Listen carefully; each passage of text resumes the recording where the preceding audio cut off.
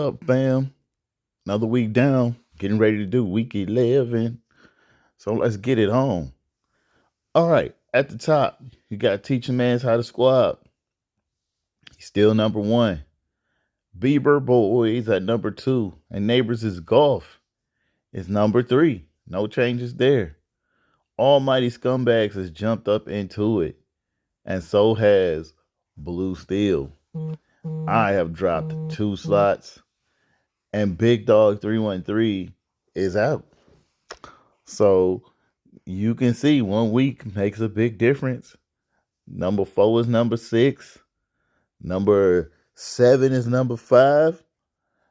And number 6 is number 4. So there you go. You got to win to get it. And I didn't. So there it goes. Let's get to them games. So, as I was just saying, I lost. I got to be bad. But even without getting beat bad, look at these scores. 50 points from my quarterback, but Lamar Jackson kept right the fuck up with 45. So Taylor scored 13, couldn't hang with Jay Cook. These scores look good till I get to that third, fourth slot. Then it's like I just got blew out after that. But even my team did all right down to the defense where I really lost out. So there it is. That's what happened to me. Let's keep it moving. Bad Boys with 78.50 points to 104.00 from Detroit 6. And Detroit 6 goes to 5-5, and he trying to make it. Okay, he trying to get to them playoffs. Whereas Bad Boys is the new bye week. So there it is. Moving on. Big Dog 313 with 92 points to Bieber Boys 146.04. And Big Dog 3 takes another L. Whereas Bieber Boys is staying up. So there it is with him keeping his number 2 slot with some really good scores on here. Look at that. Jamar Chase with 49. Like, you can't beat that. He had an empty slot. He ain't even playing no more. He lost that one game and quit. He crying in the car. Anyway, Almighty versus I don't have 4 and 9. And I don't have 4 and 9 goes down to the younger cousin. 93.30 points to 94.62 points. He lost by a point and some change, like 1.3 or something. That is a horrible way to lose. That's when it hurts. Look at these scores. Pretty even going down the road. And then boom, that's it. Just lost out. So there it is. 2 teams that were pretty even matched, but only one of them in the playoffs. That's how it goes. Next up,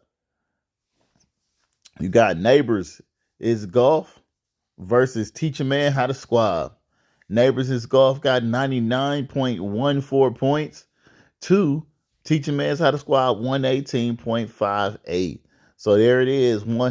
That Teach a Man How to squabbed him out again. He didn't whack somebody else this year and stay number 1. He creeped himself back up to that number 1 stop, and he is not letting go.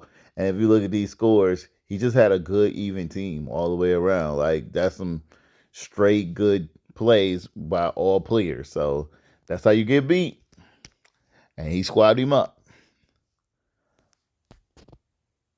Bottom Shelf Brews with 76.86 points versus OJ Mustard with 32.90 points. So this was the bottom feeder game anyway, but you can basically tell that at 32 points, even without looking at the last game, I could tell you that he is the booty eater of the week. Like 32, look at this, look at this, look at this. And that's almost with a whole team rostered. So just this team did trash this week. There's nothing you could say about that. And you know that Bottom Shelf Brews probably ain't checked since that last 1 win he got. And look, one of his players was on by. He got Cooper Kupp. Amari Cooper. I said Cooper Kupp. Amari Cooper, and he ain't get nothing. So there it is. That's what happens. He squabbed. He towed him up. So there it is. And he shouldn't have. That's all there is to it. All right.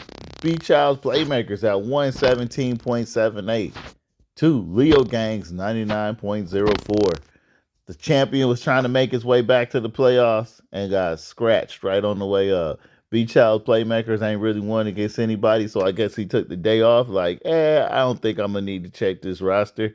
And because of that, he got scratched. That's it.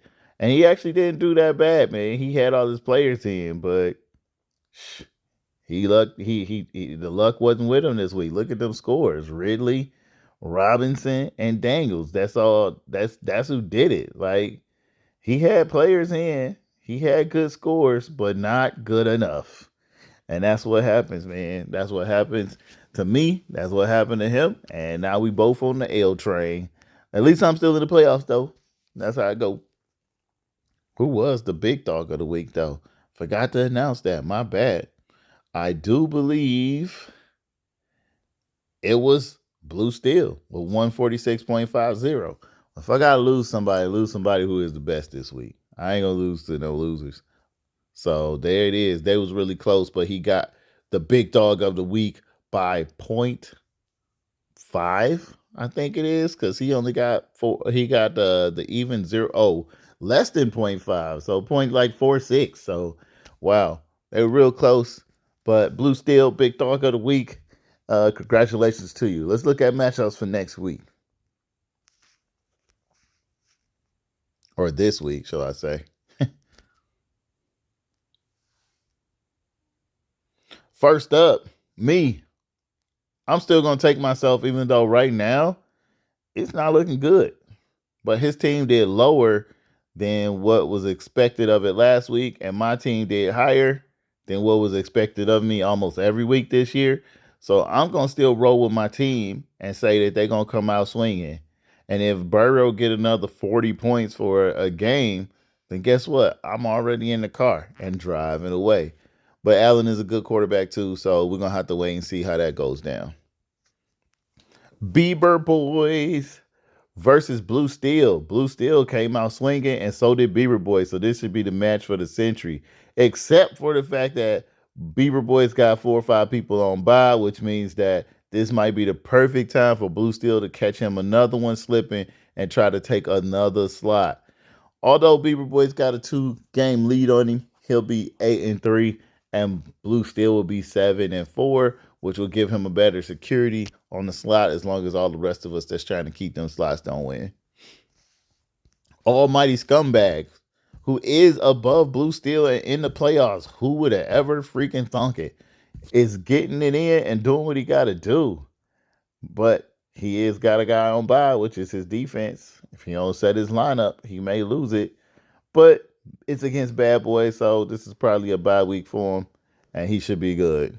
It should be an easy win. Teach a man's how to squab, going against Big Dog 313, who looked like he was going to do something great this year, didn't do nothing. It's probably going to get waxed again because he ain't even checked his lineup probably. Still got an empty slot in there, so unless he check his lineup, Teacher Mans can take this one with little to nothing to do. A lot of boring games this week. OJ Mustard, again, versus I Don't Have 4 and 9. Now, he don't even got players in the game. He got a couple people on bye. At least 4 and 9 usually checks his lineup and he'll fill that empty slot if he can. And if he does, then that's going to give him that extra advantage to keep himself out of the doghouse and against OJ Mustard, who didn't do anything last week and probably won't this week either. Leo Gang versus Neighbors is Golf. Probably the better of the games this week, to be said. If there's anything, Patrick Mahomes versus Jerry's Golf, Swift versus Mixon, Hall and Gibbs, Williams and Myers, Flowers and Mooney, Kincaid and Goddard, Eichler and Dobbins. Yeah, everything except for a defense. I don't know why he don't have a defense set. Let's see, do he got one on his lineup? Oh, he got the Texans defense. So he probably pissed right now from last week, just threw them in the garbage. Oh, he put them off because the team was playing. Good luck. Good looking for you, man. I would sacrifice my team for a win in Detroit as well, bro. I am not mad at you. That's a team player right there.